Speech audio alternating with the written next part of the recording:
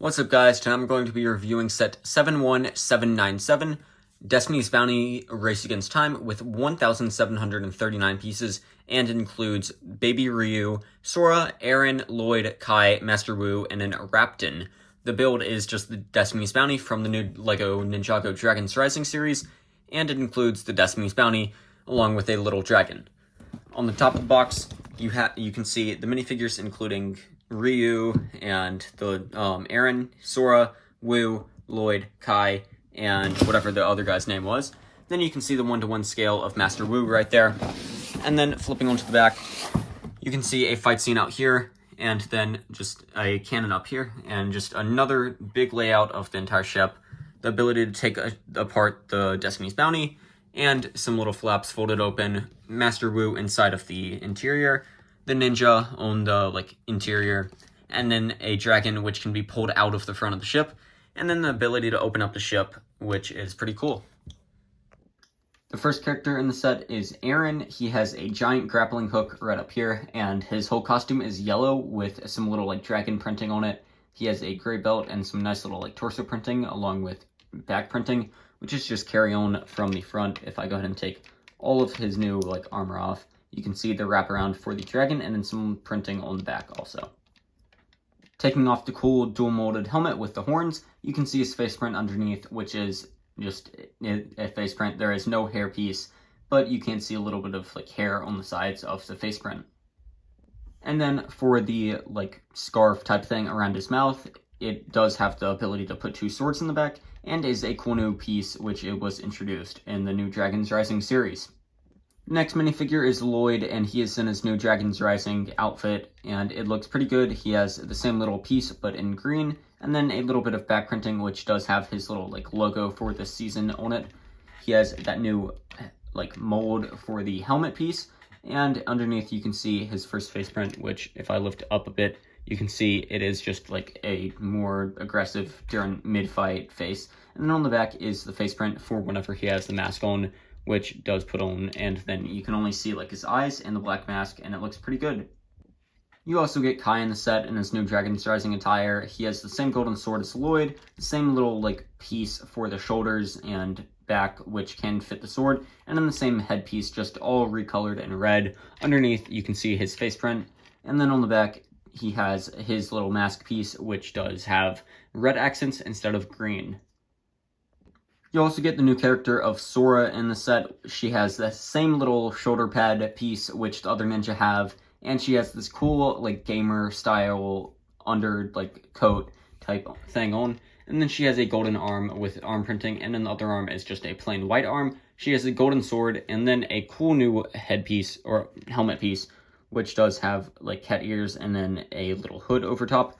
And then you can see her first face print underneath, which is just a more aggressive mid-fight face print. And then the second face print is for whenever she gets the powers from Ryu, and that it looks pretty good, but unfortunately it is a bit hard to tell if you have the head on backwards. You can only really see the eyes, and then the hood just kind of covers up most of it, so you can't really tell, which is the only thing. You also get Master Wu in the set, and he has his new robes and a new face print. He has his same little staff that he always has, and then the same little hat. And then on the back you can see a little round printing with some characters in the language of Ninjago. You also get the new single molded piece of Ryu in the set, and he has some printing on the sides in dark blue, and then some eyes printed in light green, which might be a sand greenish color. He is in that sand blue color, and he looks really nice, and it is able to fit on studs on his front and hind legs, so he would be 3 studs apart, and he just looks really great, and probably one of my favorite minifigures in the set, just because it's a cute little dragon piece. What is there not to love about him?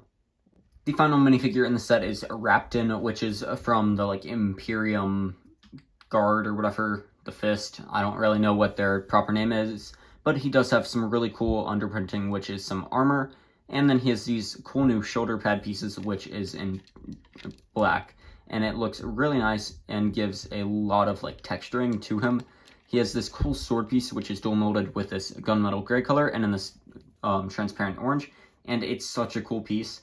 He has this grappling hook over here, which uses one of these little pose pieces, and then a chain with a like grappling hook on the end. And then on the back, if you lift up his head and his hair and stuff, you can see a little bit of back printing, which is just continuous. He has two face prints, one where he's like blaring his teeth, and then the other, which if you flip the hair around, he is just a stern facial expression. The actual build for the Destiny's Bounty is insanely massive. My arm laid down in front of it does not even reach the full length of it, and it's packed full of little details and features. Up at the front of the set, you can see a dragon which is able to be taken out of the build by just lifting that up right there and then pulling the dragon out. You can then flap that back down, and then in front there is a bit of a gap, but you can just put the dragon back in there if you don't really want to look at that. Up here, you have a little like chess game going on with some tea and then some plants over here, and this can be lifted up on this hinge piece right here. You have these golden rails up here with these dragon hilt pieces and then the curved bars going around, and then the detailing with these red pieces is really nice and gives the ship a lot of feel to it. You also have the sticker piece on this side, and then a little like anchor so that way the ship can land and not drift off. You have the same detailing on either side. It is literally just a mirrored build pretty much all the way through. And then up at the front, you have this little point. Moving back though, you can see some railings just to keep the characters from not falling. Then there's this cool detailing stuff on the sides using the phone pieces, and I think it looks really nice. Then you also have this transparent blue in here as like an engine kind of thing. And then the actual like engines on the back, which do fold and turn.